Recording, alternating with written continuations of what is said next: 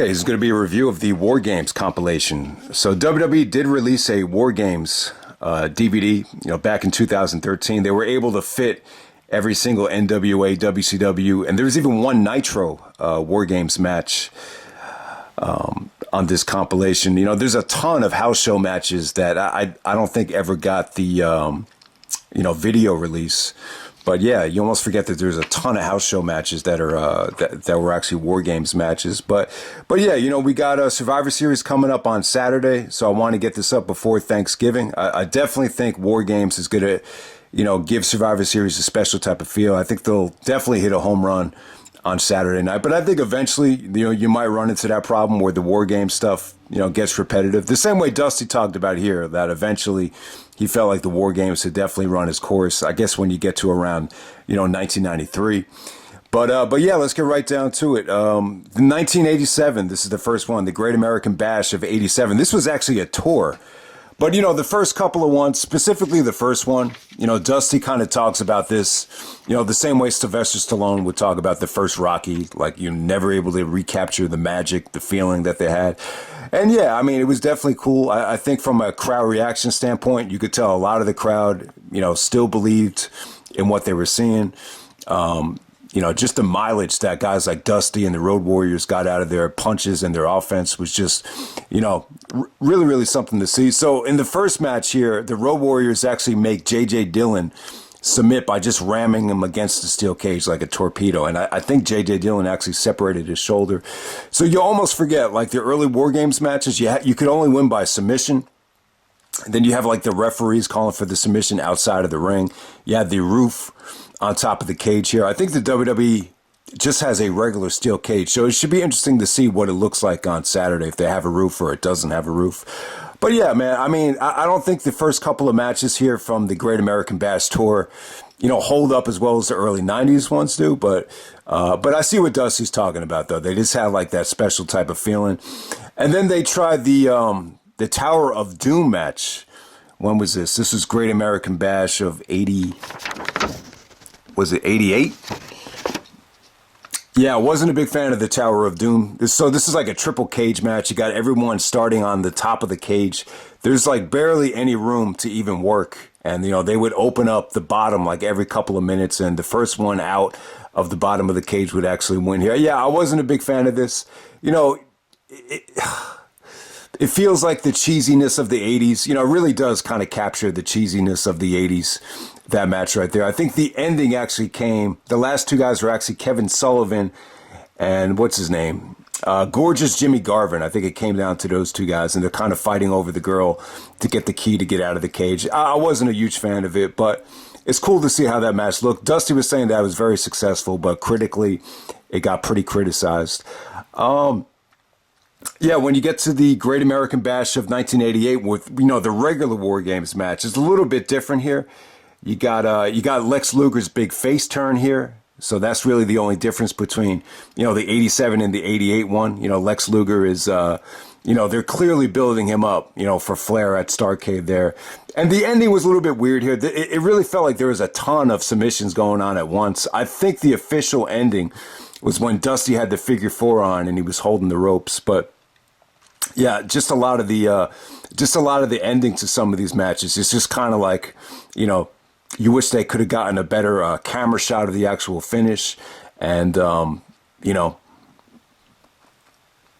it just feels like some of the finishes could have been, better executed, no doubt about it. Okay, so the Great American Bash of 1989, I already talked about this. The cool thing about this match was it was just a nice supporting, match, on that show. Great American Bash 89 is loaded, obviously one of the best WCW pay-per-views of all time. And, you didn't even have that much star power in the match, but, it still got the job done. It still probably holds up as a top 5 War Games match. You got the Road Warriors, Midnight Express, and Dr. Death Steve Williams on the same team going up against Paul Heyman and the Samoan SWAT team, the fabulous Freebirds. I just thought the Road Warriors were awesome in that match. This is the first time where I think, they did the spot where Dr. Death actually gorilla presses the guy into the top of the cage. So awesome match right there. And the finish wasn't bad there either. I think Hawk from the Road Warriors actually he got one of the guys in like a torture. It was almost like a torture rack neck breaker to get the submission there. And yeah, they even, what's his name? Dusty even talked about how Hawk would always enter these things last.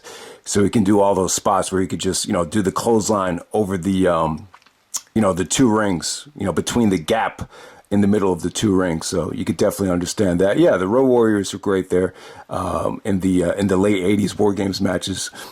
And then we get to 1991. Yeah, so the first time I saw this match was on the Brian Pillman DVD, and the shit just blew me away. So yeah, this featured, Sting gorilla pressing Flair into the top of the cage. When I first saw that, I was like, holy shit, this is pretty awesome. So yeah, a ton of talent there. I mean, this is really the definitive, Flair War Games match with Sting. At this time, the rivalry with Flair kind of morphed into, Flair versus Sting as his main rival here. I think Dusty was still in the WWE at the time. But yeah, I mean, the ending here, I really wasn't a big fan of it.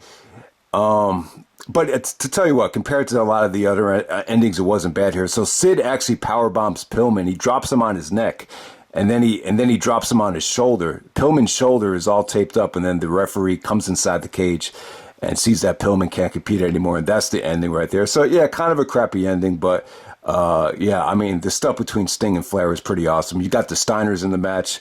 I would say definitely, the Wrestle War 91 War Games match, easily, the second or third best War Games still to this day. And then you have the one from 92. The one from 92 is amazing. I would even say the 92 one is better than the 91, War Games match. So when you get to 92, what really stands out about this is, Austin, pretty much wrestles the whole match. So you get to see stunning Steve Austin in the entire match. He works his ass off. He takes a lot of bumps. He's playing a heel. If you love the Stone Cold character, you don't really get any glimpses of what he would become, but he was just a great worker. Before the knee injuries, he took a bump into the cage that just looked nasty. You get to see Austin work with, Ricky the Dragon Steamboat. You see himself for Sting. I'll tell you, man, the stuff between Ricky Steamboat and Austin was great. Steamboat was massively over. Him and Rude worked really well too. I mean, Rude looked great too. I mean, so many guys in this match looked really athletic. And then when Sting came into the match, the crowd just went crazy. There was a scene too where Sting and Nikita Koloff, actually, I guess they weren't going to the crowd didn't know if they were going to get along or not. And then they actually, give each other the high five, and the crowd just goes crazy. And the ending here was good too. I would definitely say one of the best endings to a War Games match. So Larry Zbyszko, he takes the turnbuckle that Rude actually exposed, and the steel actually hits, I think it's Bobby Eaton of the Midnight Express, accidentally hits Bobby Eaton, and then Sting actually puts, it's almost like a abdominal stretch, but more torque on the injured arm from the turnbuckle shot, and he submits from that. A really good ending. The ending was actually really well executed. Paul Heyman is yelling at Zbyszko at the end of this thing, and you actually get to see Paul Heyman and Bill Alfonso on the outside, right before the finish there. So kind of foreshadowing of them going to ECW down the road. And I'll tell you, man, after 92. There's just a huge fall off when you get to the War Games match of 93. I'll tell you, you could definitely feel it in the crowd. The atmosphere wasn't great. Lots of empty seats.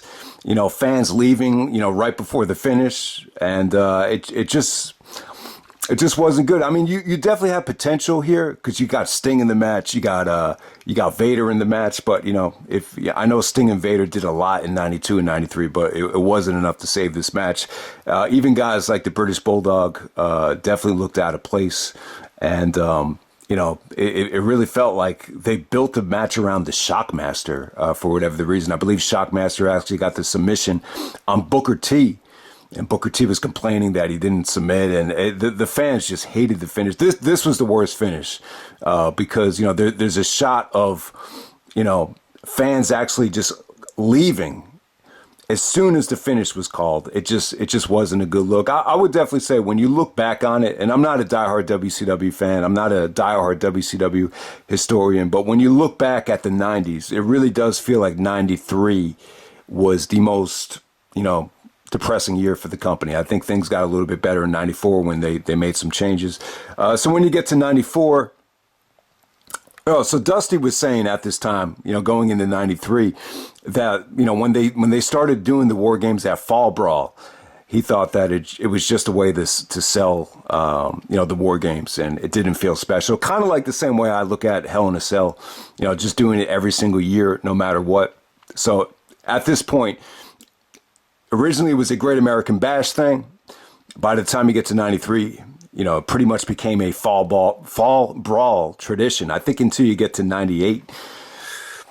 So the one from 94, this was when Dusty was with the Nasty Boys, and he got to wrestle with his son. He said that the only thing he really cared about here was, being able to wrestle with his son, Dustin. That's what really made it special. But yeah, when Dusty came into the match, he was the last one in. He got the submission on Colonel Rob Parker, and the fans went crazy. There was definitely a lot of Dusty nostalgia in the air. But it looked kind of weird seeing Dusty dressed as a Nasty Boy. But yeah, let's get to the one from 1995. This was another bad one. I would definitely say, the face team is pretty awesome, though. You got Hogan, Macho Man, Randy Savage, obviously Hogan, Savage, Lex Luger, and Sting on the same team. Not a bad team, I'll tell you. That's probably the best babyface team you could really come up with in terms of star power. They're all wearing the, camouflage. Hogan looked cool. I got to say, if you didn't want to turn Hogan heel and just try to give him like a new look, the camouflage thing was actually a pretty, refreshing look for Hogan, no doubt about it. But yeah, the heel team was pretty sad though. I mean, there's really not a lot of talent on the other side. And the match just kind of fell flat. Hogan actually wins by submission with the camel clutch. But yeah, really piss poor team in terms of talent on the other side. And then when we get to 1996, you got the NWO. Dusty was saying this, and I would definitely agree with him. I think the invasion of the NWO, it really gave War Games like a purpose. It really did make it feel a little bit special. It almost felt like NWO versus WCW. This really felt like, the type of match that people would have expected during the invasion. So yeah, if you thought the invasion was a letdown, this is kind of, what a lot of people were expecting, during the invasion. But yeah, I wasn't crazy about this still. I think what hurt this match is the stuff that they did with Sting. They had a fake Sting out there, and I really think it kind of hurt the match. The real Sting actually did come out, but it was a little bit temporary. Sting was just trying to prove to Luger and prove to, mainly Luger that, he was on their side and that he was the real Sting. But, I don't know who the fake Sting was, but I thought more than anything that probably brought it down. But yeah, I still thought it was still fun to see. I thought Hogan got great heat. The crowd went crazy when Hogan and Flair squared off. They went crazy when Hogan and Sting finally touched each other. But, the whole booking of Sting here, you definitely get the feeling that it was tied into, what was going to happen at Starrcade, where, they didn't want Sting to kind of empty the tank. And what was the ending here? The ending was actually a double submission on Lex Luger with Sting. And I believe Hogan, that's how the ending went down right there. Yeah, kind of a crappy ending. I really can't say that 96 match really holds up well. I know it's Hogan versus Flair and it's WCW versus NWO. I thought it was okay. I'll probably give it like 3, maybe 3.5 at the highest. But it was definitely cool to watch. And then we get the Chris Benoit War Games match in 1997, which was cool. The story about the 97 one, it was more about just, Kurt Hennig, turning on Flair and Hennig actually joining the NWO and turning on the Horsemen. I guess Mr. Perfect was actually an original Four Horsemen. Yeah, but from a Benoit standpoint, I thought Benoit looked good. He got in there with Buff Bagwell to start this thing, which was, pretty less than impressive from Bagwell's standpoint. But when X-Pac got into the ring 6, Benoit just beat the crap out of him. He was able to showcase his offense against him. But yeah, Nash and Benoit never got along great. You definitely get to see Nash do some dirty things to Benoit. Obviously, he called him the vanilla midget, back in the day. But yeah, I mean, the ending here was pretty nasty. So Hennig actually switches sides And, they tease that they're going to break Flair's neck with the steel cage. And so Flair's team has to submit, but Hennig actually takes the steel door and rams Flair with it, anyway. But it was cool. It was cool to see the different dynamic. This time, Perfect being the heel and Flair being the babyface. Survivor Series 92, it was the opposite. So it was cool to see that dynamic. And then when we get to 98, I wasn't a huge fan of this. You get to see Brett and DDP, start this thing. And I got to tell you, the reaction for Brett, it wasn't good. I thought he looked out of place. Something just didn't feel right about it, man. But you definitely have a shitload of star power in this match. I mean, you got DDP, you got Piper, you got the Ultimate Warrior, you got Hogan, you got Nash, Sting, Luger. So you got 3 factions coming out there. This is when they were doing the NWO. I guess it was NWO versus NWO Wolfpack versus WCW. But yeah, I wasn't really feeling this match. Before Warrior came out, the cages got all smoked up. I just thought it was extremely corny. But Warrior looked pretty good. He looked in great shape. It really did set up the Warrior Hogan disaster at I guess Halloween Havoc. The ending actually comes when DDP actually does the diamond cutter on Stevie Ray. So I guess this was the first one where you were actually allowed pinfalls. And then the end of the War Games match, the one on Nitro. This is the Russo War Games match. So Russo is actually dressed as a hockey player. He's got the New Jersey Devils jersey on. He's got the headgear on. I thought he kind of came off like a joke. There is a part in the match where you actually had Chronic and the, I guess, I forget what they were calling each other by this point, but they were the Disciples of Apocalypse in 1997, those same guys. And, that part of the match really, it made me want to shut it off. I thought it was that bad, but this was a triple cage match. So, it had Russo written all over it. I didn't think everything was bad though. I think it was worth a try for one time only. So you actually had to go up to the top of the cage and grab the belt, and then you had to come back down through the bottom cage and exit the door to win the championship. So yeah, it really felt like it was inspired by the Tower of Doom match. It definitely felt like that, but it really wasn't bad. I thought there were some nice swerves. You definitely see Goldberg, breaking out of the handcuff spot. I thought that was cool. Goldberg was about to exit the cage and Brett actually closes the door on Goldberg's head. Brett looked like he didn't give a fuck, though. I think this was during the time where he was like, just give me my check and let me get out.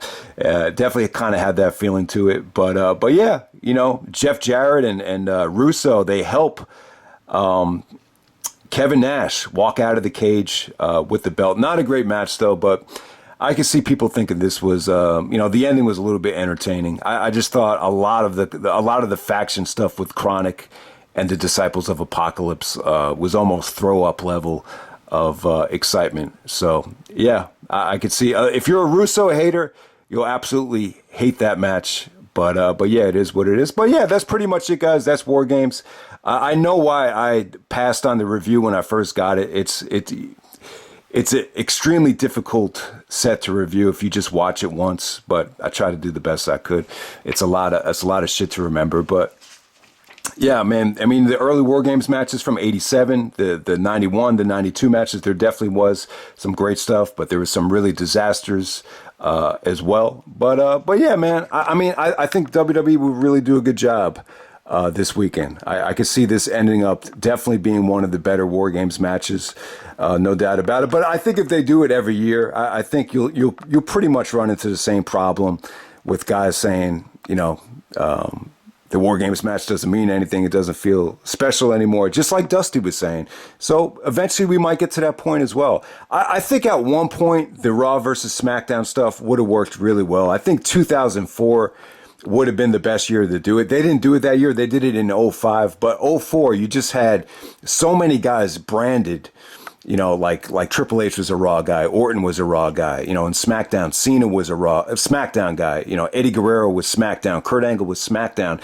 It was so well defined in 04. I wish they had done it that year. When you get to 05, That's when Randy Orton actually won the Soul Survivor Series, and Taker came out to set up the Hell in a Cell.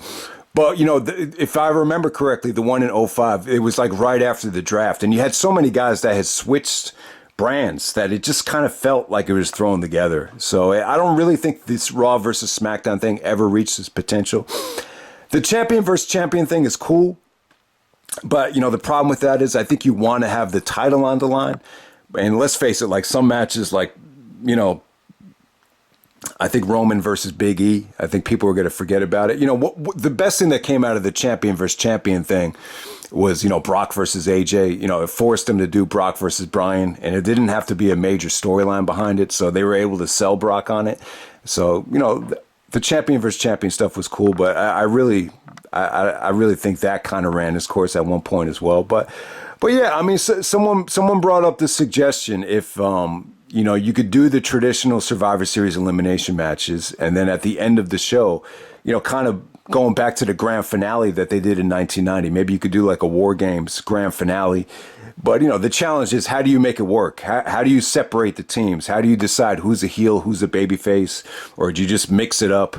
It's a tough thing to book. I think Survivor Series has really been challenging to try to make it special. But without a doubt, I think this one on Saturday, I think they're going to hit a home run. They definitely have the talent to do it. I think what really hurt the WCW ones in the late 90s is just they definitely had a lot of star power. I don't know what it was. It just, a lot of them just, for the most part, I'm just not a fan of a lot that was on this set. I really wasn't. I mean, a lot of it was really tough to get through. I got to say, once you got past 92, it was almost a chore to get through this thing. So I could definitely see Dusty's frustration, but hey, that's the War Game set. Glad I got through it, and I'm out. All right.